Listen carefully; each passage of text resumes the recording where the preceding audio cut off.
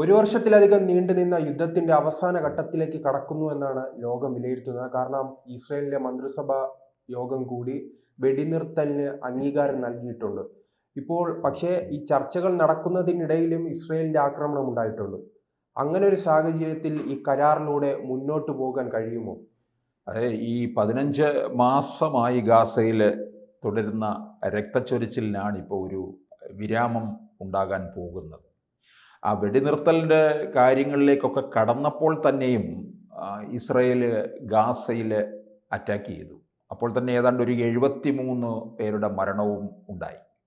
അതുകൊണ്ട് ഇതെത്ര ഈ വെടിനിർത്തലിൻ്റെ കാര്യങ്ങൾ എത്ര മുമ്പോട്ട് പോകുമെന്നുള്ളതും നമ്മൾ സംശയിക്കേണ്ടിയിരിക്കുന്നു. ഈ വെടിനിർത്തൽ ഉണ്ടായിക്കഴിയുമ്പോൾ അതിനകത്ത് പറയുന്നത് ഒരിക്കലും പിന്നീട് ഈ ശത്രുത വെച്ച് പുലർത്താൻ പാടില്ല എന്നുള്ളതാണ്. അതൊരു പ്രധാന കാര്യമായിട്ട് പറയുന്നുണ്ട്. ഇപ്പം 42 ദിവസം വെടിനിർത്തൽ ഉണ്ടാകും ആദ്യഘട്ടം. ഇത് ബൈഡന് 2024 മെയ്യിൽ മുന്നോട്ട് വെച്ചതാണ് ഈ 3 ഘട്ട വെടിനിർത്തൽ.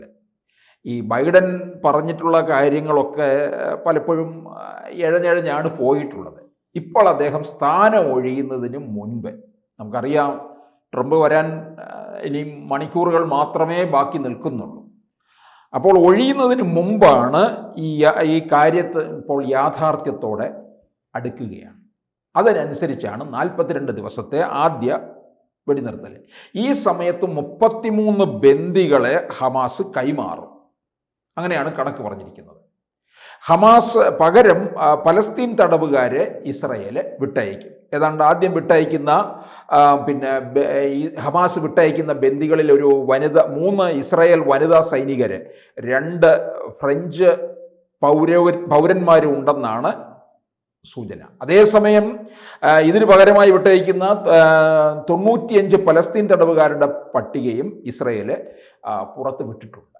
ഇസ്രായേൽ ഈ പട്ടിക പുറത്തു വിടുന്നതിലും ചില കാര്യങ്ങൾ തീരുമാനമെടുക്കുന്നതിലും കുറച്ച് അമാന്തം ഉണ്ടാക്കുന്നുണ്ട്, താമസം വരുത്തുന്നുണ്ട്. ഇപ്പം തന്നെ ഈ വെടിനിർത്തലിൻ്റെ ഈ കരാറ് അവരൊപ്പിടാൻ വളരെ വൈകി. മന്ത്രിസഭാ യോഗമൊക്കെ ചേർന്ന് കാര്യങ്ങളിലേക്ക് കടക്കാൻ, ഈ വെടിനിർത്തലിന് ശേഷം പിന്നീട് ഒരു പകയുണ്ടാകാൻ പാടില്ല എന്നൊക്കെ പറയുന്നുണ്ട്.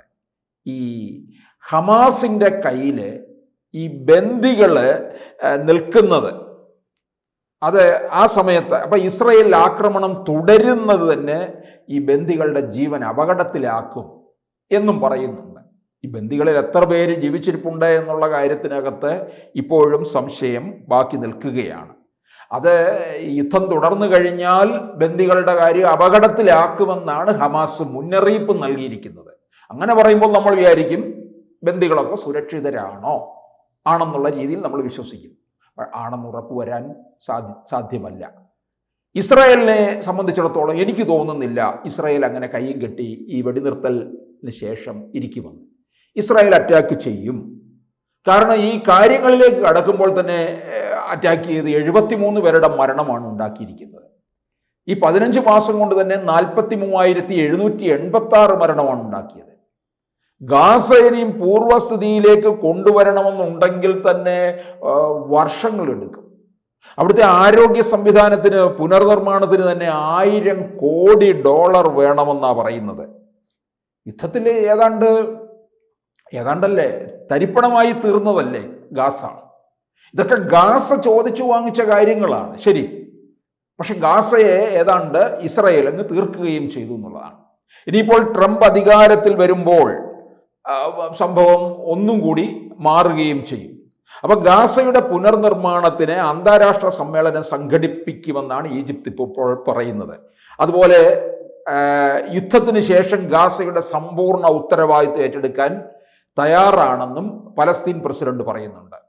അടുത്ത മാസം, അതായത് ഫെബ്രുവരി 1 മുതൽ ടെൽ അവീവിലേക്കുള്ള സർവീസും പുനരാരംഭിക്കും.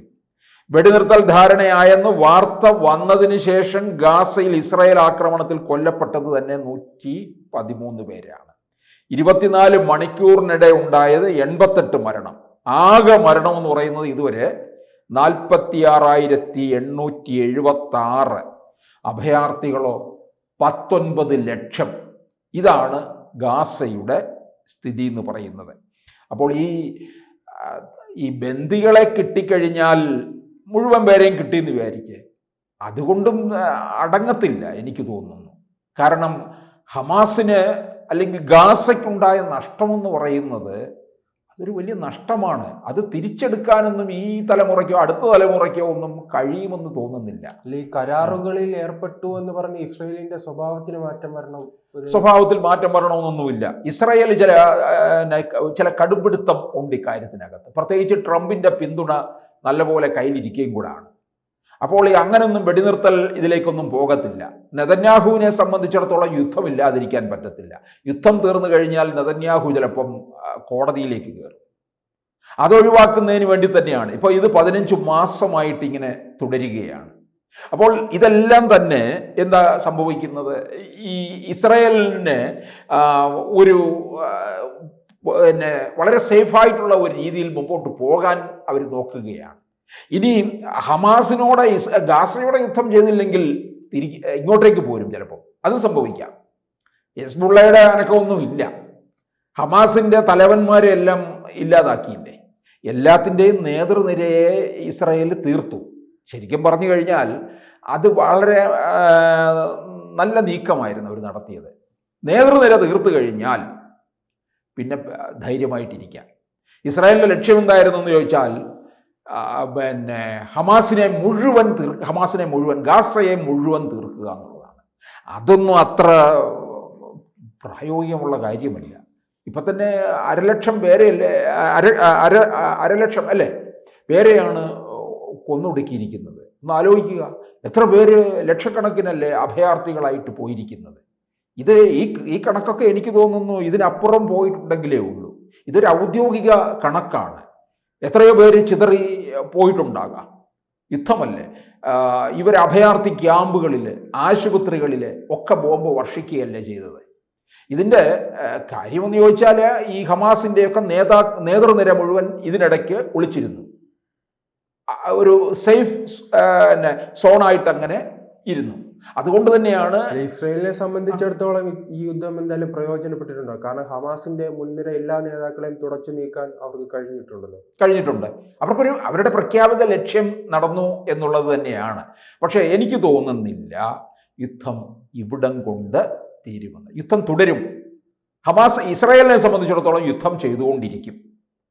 അതിനുള്ള ആയുധബലമുണ്ട്, സാമ്പത്തിക ബലമുണ്ട്, വൻ രാജ്യങ്ങളുടെ പിന്തുണയും നിൽക്കുന്നുണ്ട്. ഈ UN എന്ന് പറയുന്നത് എത്ര കാലമായി 15 മാസം യുദ്ധം ചെയ്തിട്ട് എവിടെ പോയി? ഇത്രയും പേരെ കൊന്നൊടുക്കി കഴിഞ്ഞപ്പോഴാണോ അവർ വെടിനിർത്തലിന് വരേണ്ടത്? വെടിനിർത്തലിന് നേരത്തെ ആകാമായിരുന്നല്ലോ. എന്തുകൊണ്ടത് ചെയ്യാതെ പോയി? ഒരു ഇടം മുഴുവൻ തീർത്തില്ലേ, ഗാസ മുഴുവൻ തീർത്തില്ലേ? UN പഠന റിപ്പോർട്ട് തന്നെ പറയുന്നത് ഇനി അത് പൂർവ്വസ്ഥിതിയിൽ വരണമെങ്കിൽ 350 വർഷം എടുക്കുമെന്ന്. ഈ 350 വർഷം എന്ന് പറഞ്ഞാൽ എത്ര തലമുറ മാറിപ്പോകുന്നു. അപ്പോൾ അവിടെ ഇല്ലാതായി എന്നർത്ഥം. ഇസ്രായേൽ അടങ്ങില്ല എന്ന് തന്നെയാണ് ഞാൻ കരുതുന്നത്. ബന്ദികളെ കിട്ടിയാലും ഇല്ലെങ്കിലും. ബന്ദികൾ കിട്ടുമോ ഇല്ലയോ എന്നുള്ളതും സംശയത്തിലാണ്. കൂടുതൽ വാർത്തകളും വിശേഷങ്ങളും നിങ്ങളിലേക്ക് എത്താൻ ABC മലയാളം സബ്സ്ക്രൈബ് ചെയ്യുക, ബെൽ ബട്ടണും അമർത്തുക.